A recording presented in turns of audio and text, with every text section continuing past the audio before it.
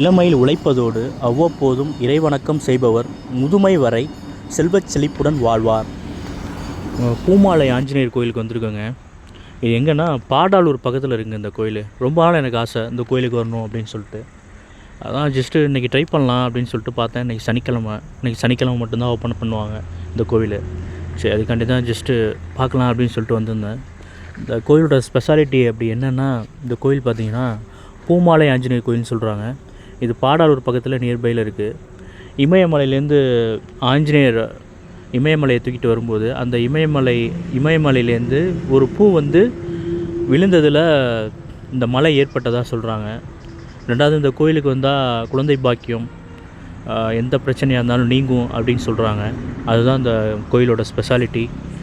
மேலே பார்த்தீங்கன்னா படிக்கட்டு பார்த்தீங்கன்னா கொஞ்சம் ரொம்ப சிரமம்தான். ஒரு ஸ்டேஜுக்கு அப்புறம் பார்த்திங்கன்னா கரடு முரடாக தான் இருக்கும் படிக்கட்டு. ஃபைனலி எனக்கு ரொம்ப நாள் ஆசை இந்த கோயிலுக்கு வரணும், இந்த கோயிலை பார்க்கணும் அப்படின்னு சொல்லிட்டு. ஃபைனலி என்னோடய ஆசை இன்றைக்கி நிறைவேறிடுச்சு சனிக்கிழமை.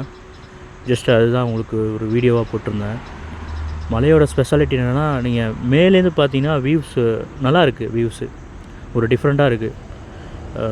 ஊட்டி, கொடைக்கானல் அந்த மாதிரி வியூஸ் இருக்குது. பார்த்தோம்னா உங்களுக்கே தெரியும் டீட்டெயிலு. நல்லா கரடு முரடாக ரொம்ப சிரமமாக தான் இருக்கும். ஏஜ்டு பீப்புள்ஸ்லாம் பார்த்திங்கன்னா இந்த மலையில் போகிறது கொஞ்சம் கஷ்டம்தான். ரொம்ப சிரமமாக இருக்கும். கண்டிப்பாக தண்ணி எடுத்துகிட்டு போகணும். தண்ணி எடுத்துகிட்டு போனால் தான் கரெக்டாக இருக்கும். இல்லைனா ரொம்ப சிரமம். இங்கேருந்து வியூஸ் பாருங்களேன். அப்படியே கொஞ்சம் கொஞ்சமாக பார்த்தீங்கன்னா உங்களுக்கே ஒரு டிஃப்ரெண்ட்டாக இருக்கும். மெதுவாக தான் போகிற மாதிரி இருக்கும்.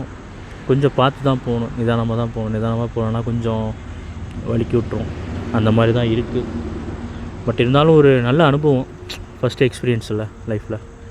நம்ம அந்த கோயிலுக்கு ஃபஸ்ட் டைம் வரேன். நல்ல எக்ஸ்பீரியன்ஸ் தான். தண்ணி எடுத்துகிட்டு போயிடணும். தண்ணி எடுத்துகிட்டு போனோம்னா ரொம்ப சிரமமாயிடும் இந்த கோயிலில். இப்போ வியூஸ் பாருங்கள். வியூஸ் நல்லா இருக்குது. வேறு லெவலில் இருக்குது. கொடைக்கானல் அந்த மாதிரி வியூஸ் நல்லா இருக்குது. பயங்கரமாக இருக்கும். மேலேருந்து வியூஸ் பார்த்திங்கன்னா பெரம்பலூர் சரௌண்டிங் எல்லாமே தெரியும். அதுதான் அதோட ஸ்பெஷாலிட்டி. கண்டிப்பாக அந்த கோயிலுக்கு கண்டிப்பாக வரலாம். தாராளமாக அந்த கோயிலுக்கு வந்து ஜஸ்ட்டு வியூஸ் பார்க்கலாம். தேங்க்யூ.